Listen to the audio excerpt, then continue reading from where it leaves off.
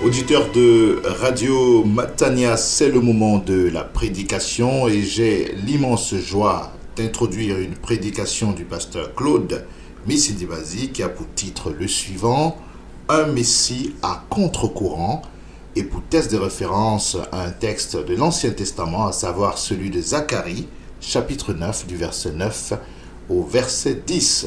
Un Messie à contre-courant est une prédication au cours de laquelle le serviteur de Dieu nous détaillera les annonces qui précèdent l'arrivée du Messie du roi. 4 annonces sur lesquelles insistera le serviteur de Dieu. Il mettra également l'accent sur l'humilité de ce roi qui vient. Que le Seigneur vous bénisse abondamment. Cette prédication dans sa version écrite est disponible sur notre site www.eglisematania.com.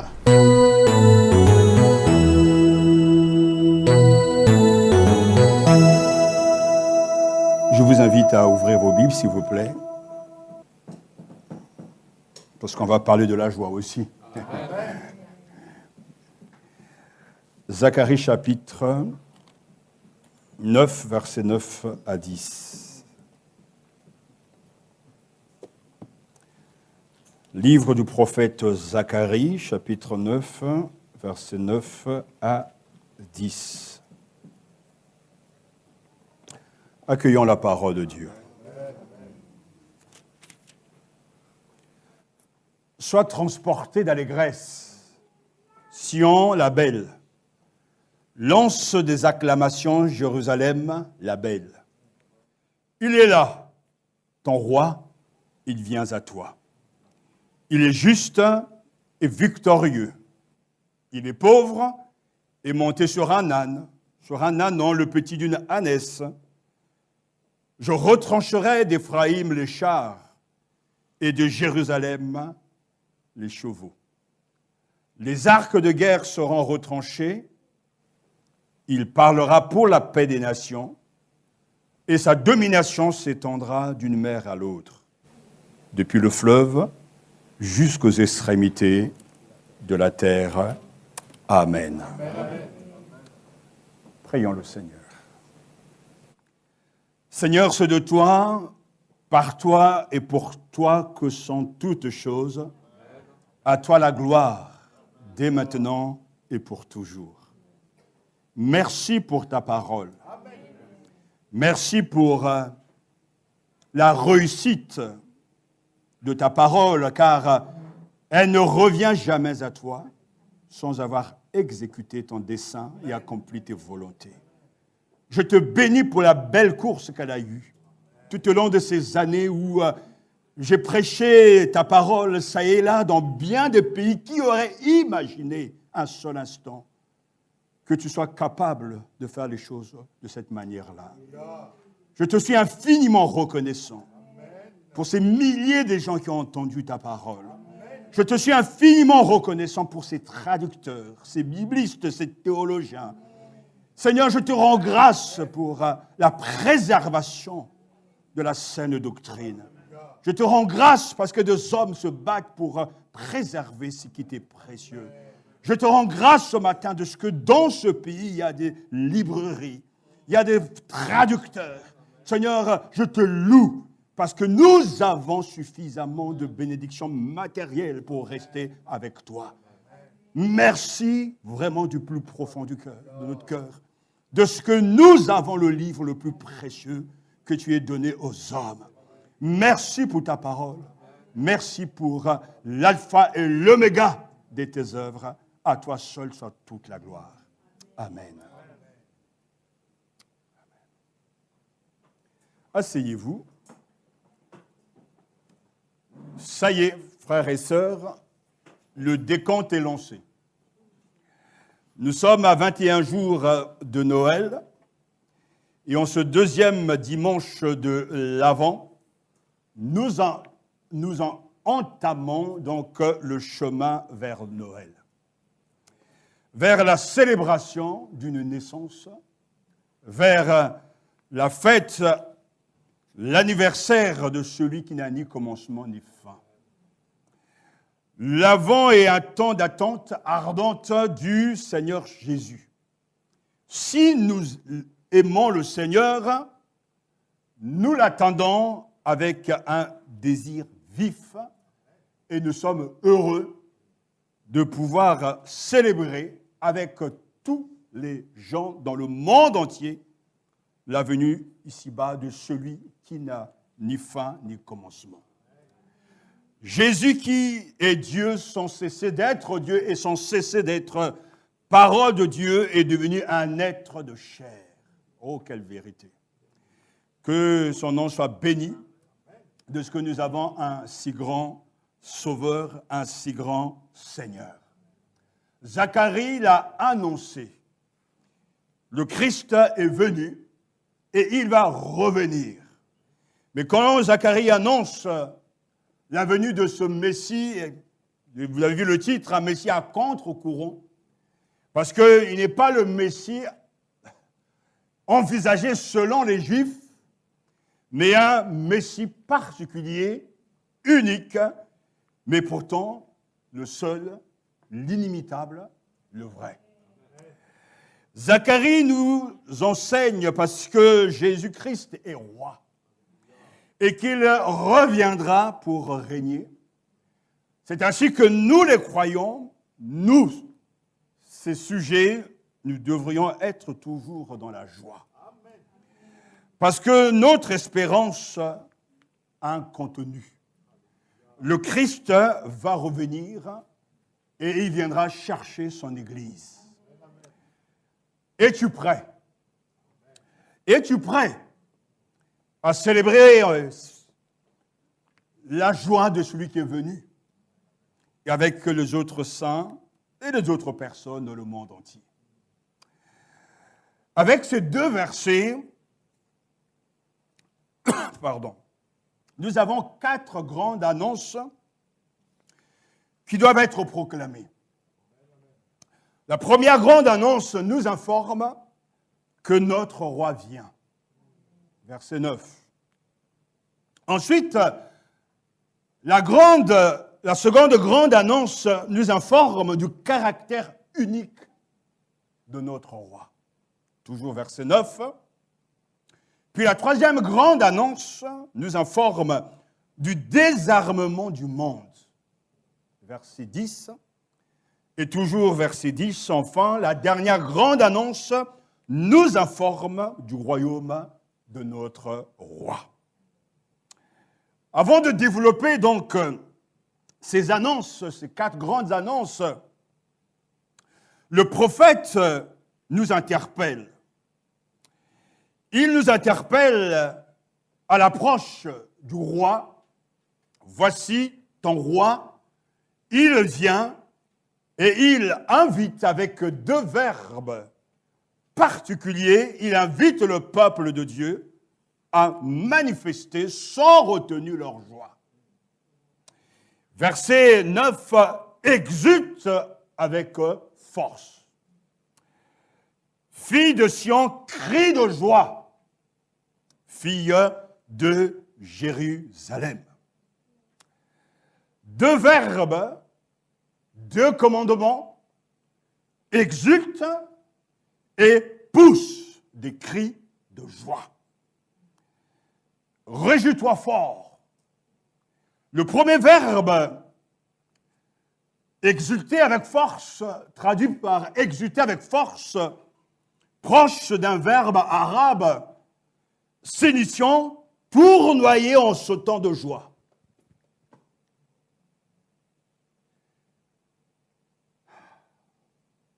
Il faut tenir compte aussi des gestes lorsque l'on loue Dieu. Il s'agit donc de tourner, alléluia, en sautant de joie. Exulte avec force. Réjouis-toi fort. poussent des cris de joie.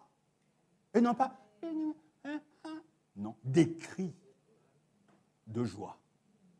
Comme je viens de vous le dire tout à l'heure, vous regardez le match de football, si vous regardez le mondial, il y a des cris de joie. Oh! Et ce qui m'impressionne toujours, c'est que les uns les autres s'embrassent alors qu'ils ne se connaissent même pas. Et tout d'un coup, ils se rendent compte, ah, parce que c'est la joie qui les anime, qui les emporte.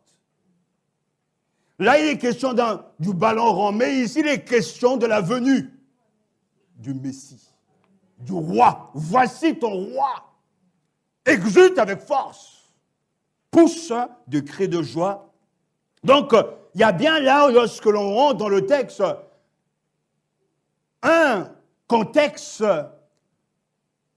une présence vivante, une réalité joyeuse. Alléluia. Il y a du bruit. Il y a des acclamations parce que le roi, il est là. C'est le sacre du roi des rois. Le chant d'allégresse qui annonce la venue du roi Messie est inspiré par des acclamations. Liturgie qui célèbre la royauté du Seigneur. Oh, venez crions de joie, dit le psalmiste, pour Yahvé, un roi grand par-dessus tous les dieux. Est-ce que ce matin, tu es dans la joie du Seigneur? Amen. De nos jours, les gens ont du mal à se réjouir. Y a-t-il de raison de le faire? Pour nous, chrétiens, oui. Mais pour les gens du monde, c'est compliqué pour cause des crises sanitaires, crise de l'inflation et autres, etc. Et j'ai appris que les rendez-vous chez les psychiatres et les psychologues ont augmenté. J'ai appris qu'il y a une maladie qu'on appelle la natalophobie. La natalophobie est caractérisée par l'angoisse, le sentiment de mal-être et la tristesse que l'on peut ressentir à l'approche des fêtes de fin d'année. À l'approche des fêtes de fin d'année, certaines personnes redoutent les traditionnels chants de Noël. D'autres zappent les films à l'eau de rose ou évitent les repas de famille à tout prix. Autant de comportements qu'on peut qualifier de natalophobie. La phobie, la peur. Ouais. La phobie de Noël est considérée comme un trouble anxieux. En général, il fait référence à toute l'angoisse et le sentiment de mal-être et la tristesse que l'on peut ressentir à l'approche de fêtes de fin d'année.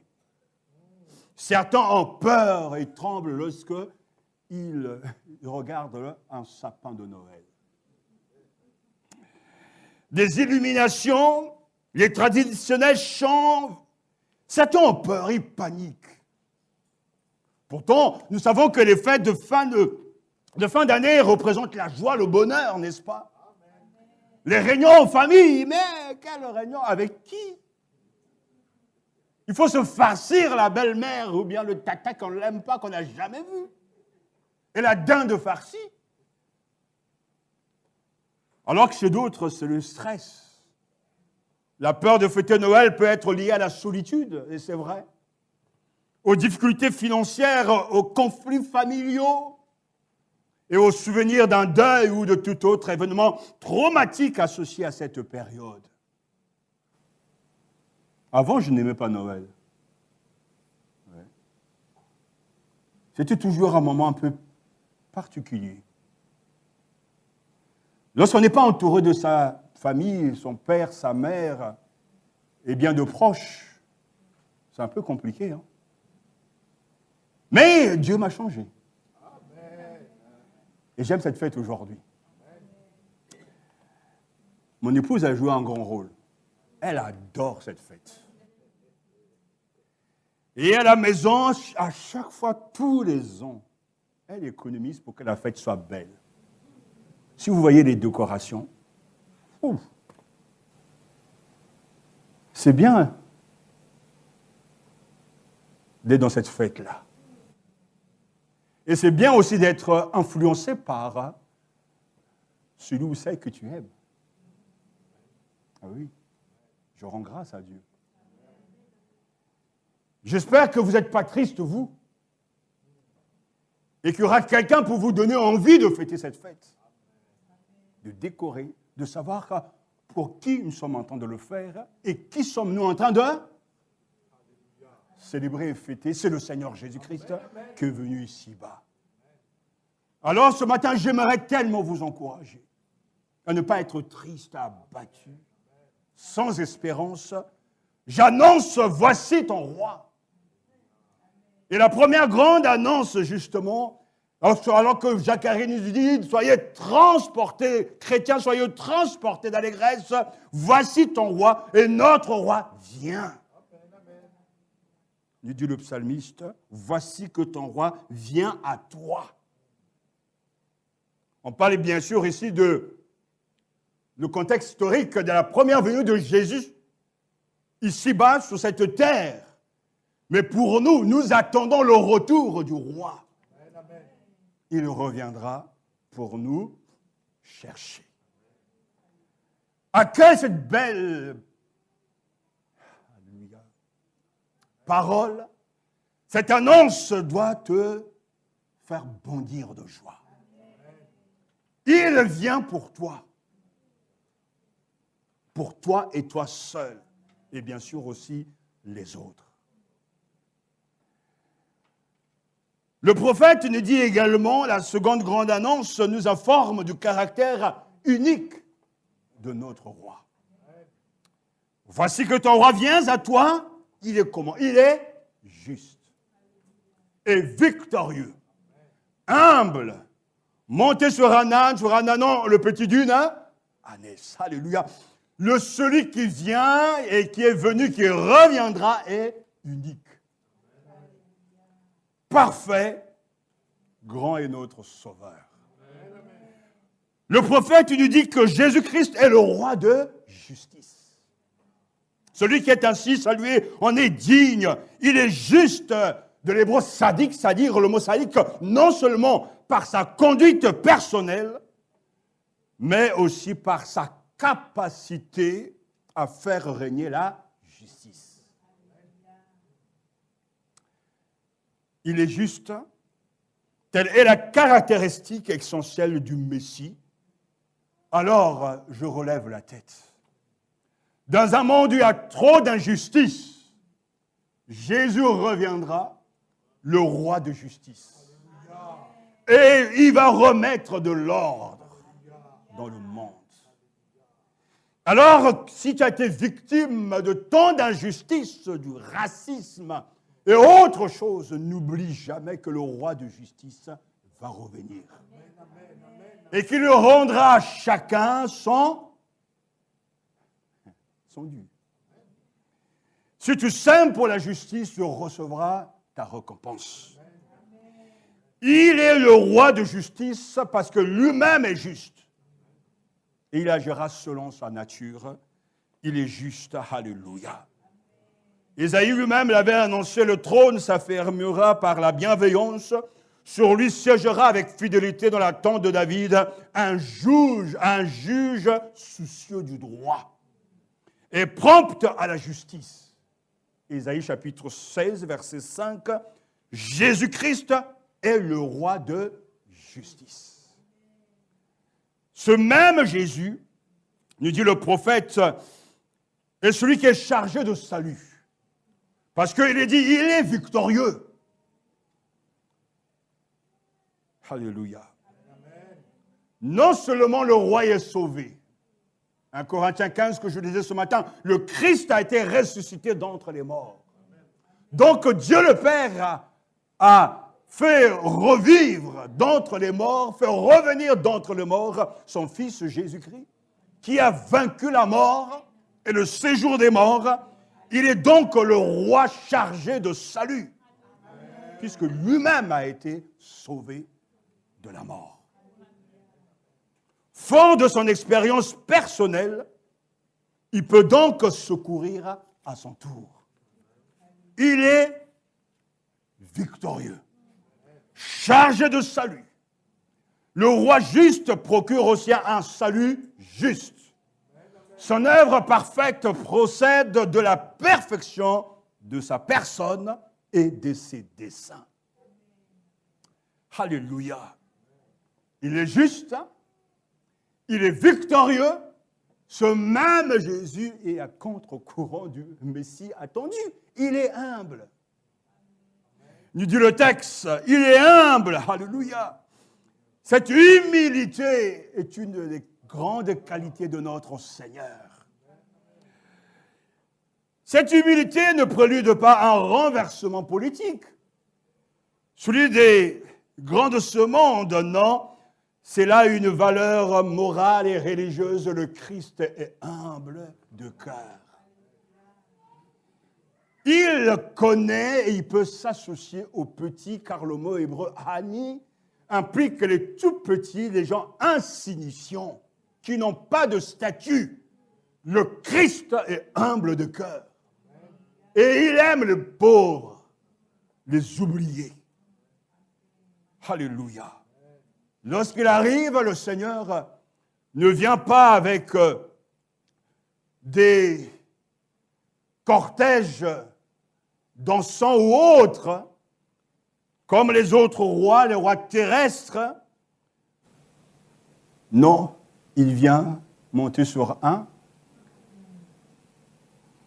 âne, sur un ânon, le petit d'une ânesse. Le roi terrestre va en grande pompe gonflé d'orgueil. Il suffit que comment on a vu la mort, l'enterrement de la reine d'Angleterre. Oh là là! Qu'est-ce qu'on a été complètement bourré d'éloges, etc., etc., etc. Elle était. Vous ne l'avez même pas connue. Vous ne l'avez même pas vue. Vous ne l'avez même pas fréquentée. Mais Dieu seul sait qui est qui. Mais notre roi, lui, il ne vient pas. Il ne parade pas, il ne vient pas comme un champion terrestre, il est humble de cœur. Il est à contre-courant des autres messies. Oh, quelle humilité. J'ai pris beaucoup de bonheur à contempler l'humilité de mon Sauveur, de mon Seigneur et de votre Sauveur et Seigneur. Christ est maître de l'humilité. Incomparable et profonde l'humilité du Christ qui s'abaisse pour nous sauver.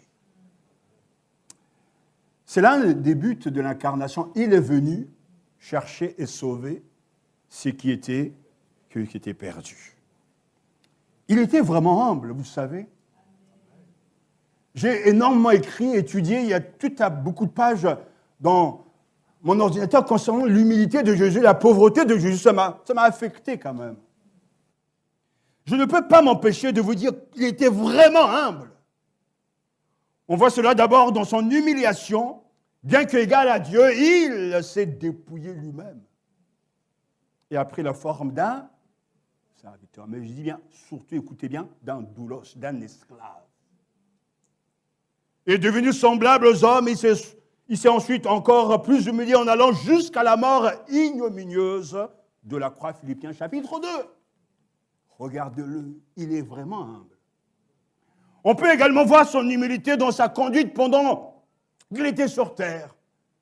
Lui qui était riche s'est fait pauvre pour nous enrichir. Regardez, il était vraiment humble. Il est né dans une étable et non dans un palais. Car il n'y avait pas de place pour lui à l'auberge. Ça m'a vraiment secoué. Il n'y avait pas de place pour lui à l'auberge, alors que tout lui appartient et qu'il est le créateur de toutes choses. Luc chapitre 2, il était vraiment humble. Alléluia. Il n'avait pas où poser sa tête quand il allait partout pour enseigner et guérir, si bien que des femmes qu'il avait guéries d'esprits malins et d'infirmités l'assistaient de leurs biens. Il était vraiment humble. il dut demander à Pierre de prendre un poisson pour payer le tribut du temple exigé de lui et de Pierre. Matthieu chapitre 17, il était vraiment humble. Ça n'a rien à voir avec l'évangile de la prospérité. Vous devez être riche et toujours en bonne santé. Non, Jésus était humble. Et lorsqu'il va mourir, mais c'est encore... On va au-delà de ce que l'homme peut imaginer. Le tombeau où on l'a déposé en Séville a été même un tombeau emprunté. Matthieu chapitre 27. De plus, il s'est associé aux humbles. Et l'un des noms qu'il aimait le plus, il était appelé ami des publicains et des gens de mauvaise vie. Oh Jésus, il était vraiment humble. Regarde-le, frères et sœurs, regarde-le. Il est là. Il s'est laissé oindre par une femme pécheresse. Oh là là. Il était vraiment humble. Aujourd'hui, il y a des prédicateurs qu'on ne peut même pas toucher. Il faut attendre. On me racontait qu'il y a des gens qui doivent attendre une journée pour voir tel prédicateur, soi-disant tel pasteur, entre guillemets, parce qu'ils ont l'onction pour guérir. Mais Jésus, ça ne se passe pas comme ça. Oh. Vous ne réalisez pas la grandeur de votre Sauveur et Seigneur s'il est réellement pour vous? Il était vraiment humble.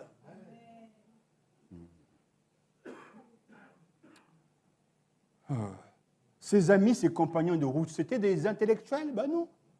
C'était des humbles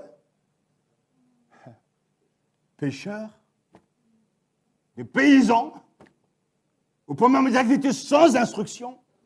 Il était vraiment humble, ce gars. Alléluia. Et regardez-le. Il s'est engagé dans le service le plus humble.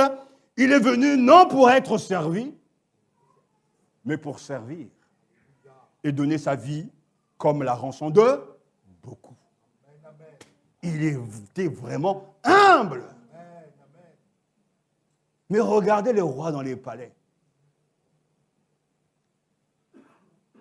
Ce n'est pas eux qui sont au service du peuple, sauf leur image.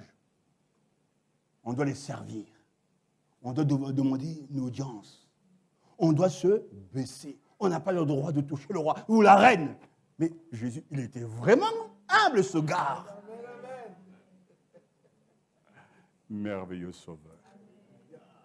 Et le sommet de son humilité, on le voit même, qui va laver les pieds de ses disciples? Non. Là, franchement, je suis KO.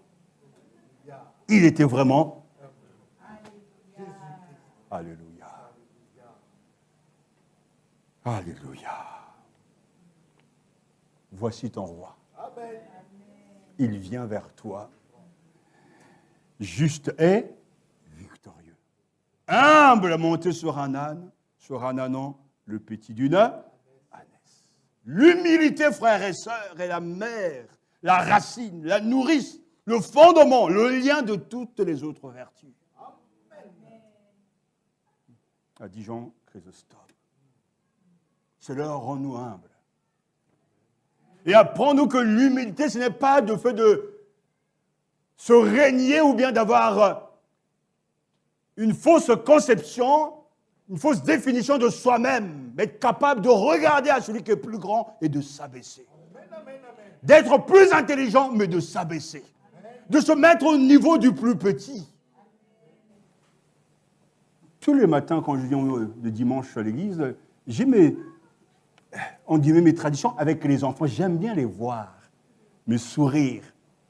Et je mets à leur niveau parce qu'il faut se mettre à leur niveau. Et je sais qu'en grandissant, on dit, mais oui, mais mon pasteur, je me souviens, il jouait avec moi.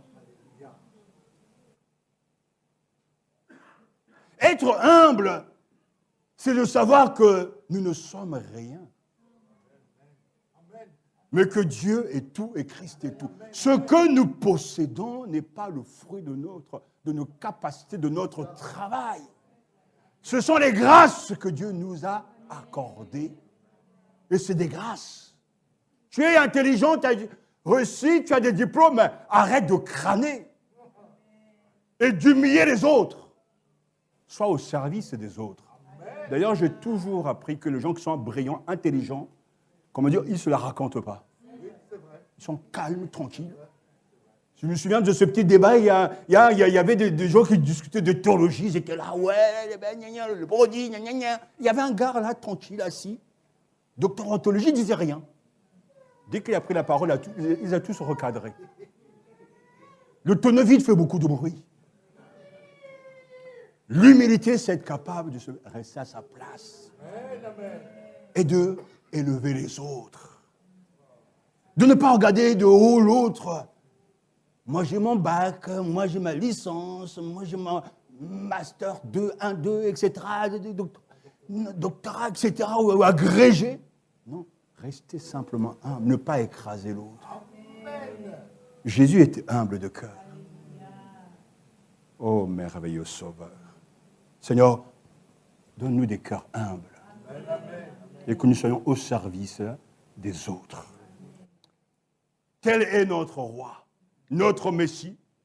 Et la troisième grande annonce, frères et sœurs, nous informe du désarmement du monde, verset 10. Il retranchera d'Éphraïm la charrerie et de Jérusalem les chevaux. Le Seigneur viendra, le roi sur humble reviendra. Il inaugurera son règne par l'abolition de toute arme et de toute querelle. Il retranchera. Je rêve de ce jour. Parce qu'aujourd'hui, le débat fait rage. En Afrique, on n'a pas d'usine pour fabriquer des armes, mais il y a toujours des guerres. Et je rêve de ce jour où le roi de justice viendra. Et il va remettre de l'ordre dans le monde entier, parce qu'il va désarmer les gens. La dernière fois, j'étais un peu fâché avec quelqu'un, parce que ça s'est passé aux États-Unis. Et une fois de plus, il y a encore des morts et les gens sont là à dire « Ouah, quel drame, quel drame !» Il dit « Mais arrêtez vos hypocrisies. Vous voulez que ça s'arrête, mais détruisez les usines. Et arrêtez de fabriquer des armes. » Ils sont toujours dans le nini. On est libre, mais de l'autre côté, il y a beaucoup de morts. Tous les ans, c'est les mêmes drames. Tous les ans. Et ça, c'est en train d'arriver en France. Nos jeunes, les adolescents, ont des fois des marteaux, des armes blanches, des couteaux, et ils sont en train de s'entretuer d'une manière incroyable. Au point que la politique de l'État, lorsqu'elle a demandé aux enjeux de rapporter leurs armes, on ne savait pas qu'il y avait autant d'armes en France. C'est incroyable, hein? Je pensais seulement que c'était les policiers et les chasseurs qui avaient des armes. Mais il y a plein de gens qui ont des armes chez eux. Et je vous donne un conseil sous la route quand quelqu'un est excité, énervé, passez votre chemin parce que vous ne savez pas s'il n'est pas. Non seulement ils sont complètement drogués, mais ils ne sont pas eux-mêmes. Il y a des gens, j'ai l'impression, ils cherchent toujours la petite bête pour provoquer le que se faire sortir quand on... Donc, des fois, il faut rester calme. Baisser la tête parce que il y a des gens... Il a tort, mais il t'insulte. Je faisais une course à Paris l'autre jour, et puis il y avait un motard qui passait, et puis, je ne sais pas l'autre, je crois qu'il avait refusé de laisser passer. Et il s'est énervé, il a arrêté sa moto en plein milieu, il a commencé à taper dans la moitié de l'autre. Mais il dit, mais c'est quoi ça? Il y a beaucoup de violence. Beaucoup sont drogués. Mais le Christ viendra et il va désarmer. Comme le dit le verset, justement, les chars, les chevaux et arcs de guerre, il va enlever les armes. Et il annoncera la paix, nous dit la parole de Dieu. Alléluia. Il annoncera la paix aux nations. Ce sauveur, il est vraiment complet et unique. La paix que le Christ va apporter, c'est une paix où il n'y aura plus de conflits armés. C'est un trésor spirituel retrouvé. La paix avec Dieu, la paix les uns avec les autres. Les nordistes et les sudistes vont vivre ensemble. Les gens du nord et du sud vont vivre ensemble. il y aura la paix. Il n'y aura plus de Togolais, de Congolais, de Français, plus de racisme, plus de Front National. On sera en paix. Alors, je suis heureux, dans la joie de savoir que ce Sauveur revient. Et puis enfin, la dernière grande annonce, frères et sœurs, nous informe du royaume de notre roi, verset 10. Son empire ira de la mer à la mer et du fleuve aux extrémités de la terre. C'est là le troisième acte, le règne universel et l'aboutissement du rayonnement du roi humble qui régnera par sa parole. Et Pilate lui a dit un jour à Jésus, « Tu es donc roi ?» Jésus répondit, « Tu le dis, je suis roi. Voici pourquoi je suis né, voici pourquoi je suis venu dans le monde, pour rendre témoignage à la vérité. Quiconque est de la vérité, écoute ma voix. » Jean chapitre 18, verset 37. Ouais. Le royaume de Dieu va venir. C'est un empire. Le roi sera respecté, adoré, accueilli. Et cela touche nos cœurs de savoir que ce roi, c'est Jésus. Jésus-Christ revient pour régner. Lui-même l'a prédit. Alors le signe du Fils de l'homme apparaîtra dans le ciel, toutes les tribus de la terre se lamenteront, et elles verront le Fils de l'homme venir sur les nuées du ciel avec beaucoup de puissance et de gloire. Matthieu chapitre 24, verset 30. Jésus lui répondit, tu l'as dit, de plus, je vous le déclare, vous verrez désormais le Fils de l'homme assis à la droite du Tout-Puissant et venant sur les nuées du ciel. Matthieu chapitre 26, verset 64. Alléluia, et la fin. C'est bien sûr Apocalypse chapitre 19, versets 11 à 16. Puis je vis le ciel ouvert. Et voici un cheval blanc. Celui que le monde s'appelle fidèle et véritable. Il juge et combat avec justice. Ses yeux sont une flamme de feu. Sur sa tête se trouvent plusieurs diadèmes. Il porte un nom écrit que nul ne connaît sinon lui. Et il est vêtu d'un manteau trempé de sang. Son nom est la parole de Dieu. Les armées qui sont dans le ciel le suivaient sur des chevaux blancs, revêtus de lin fin, blanc et pur. De sa bouche, c'est une image, sort une épée tranchante pour frapper les nations. Il les fera paître avec un spectre de fer et il foulera la cuve du vin de l'ardente colère du Dieu Tout-Puissant. Il a sur son manteau et sur sa cuisse un nom écrit « Roi des rois, Seigneur des seigneurs ». Alléluia. Alors ce matin, oui, tressaille de joie. Comme on le fait en allant au-devant d'un monarque aimé et attendu qui s'approche, enfin, ton roi vient. Et il vient à toi. Quelle bonne nouvelle.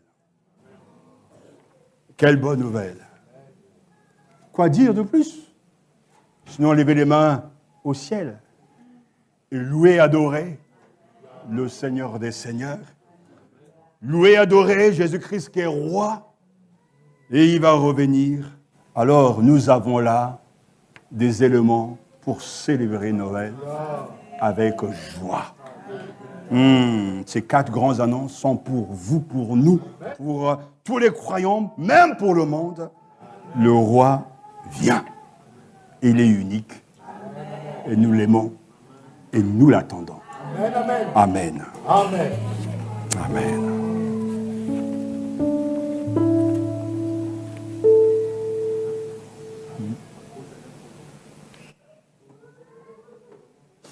Hosanna pour le roi. J'aime bien cette belle conclusion.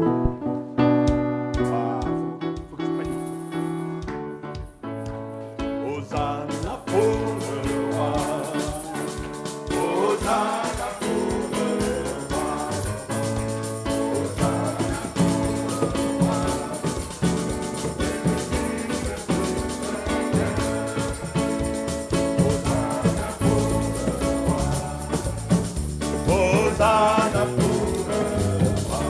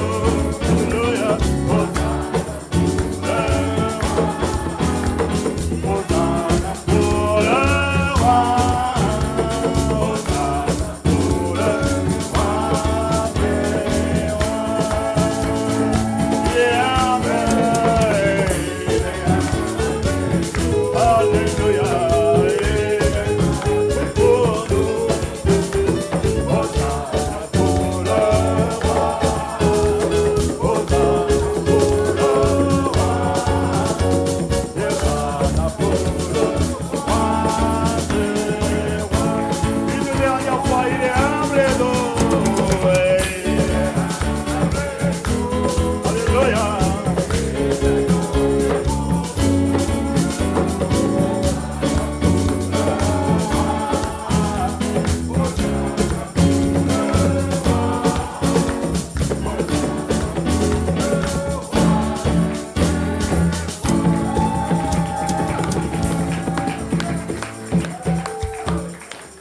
Alléluia. Merveilleux Sauveur. Que deux personnes nous conduisent dans l'action de grâce. Amen.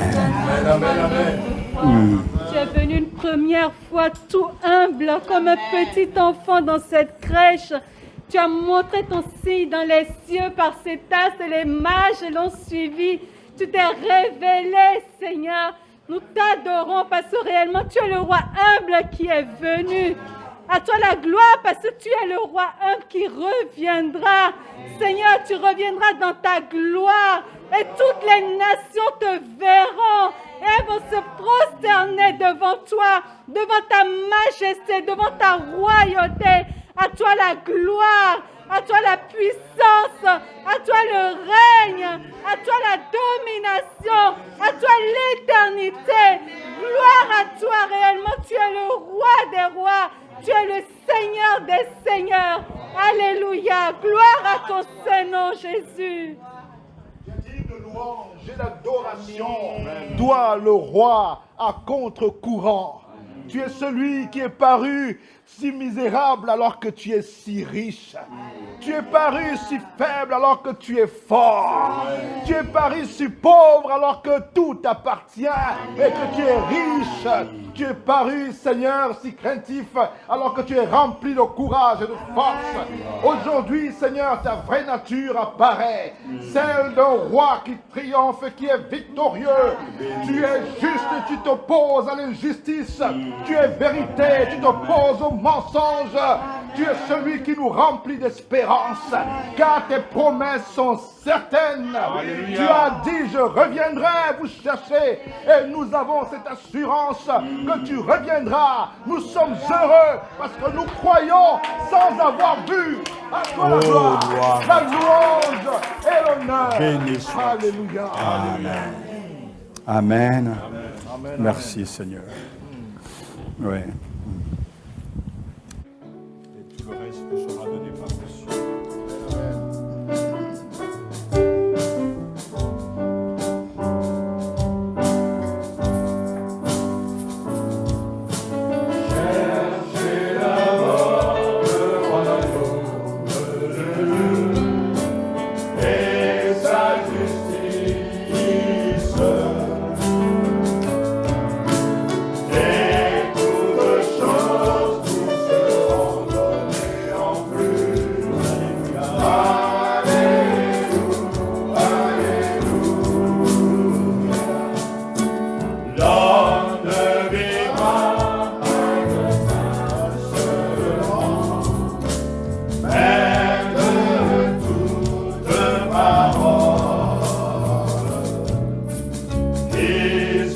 Say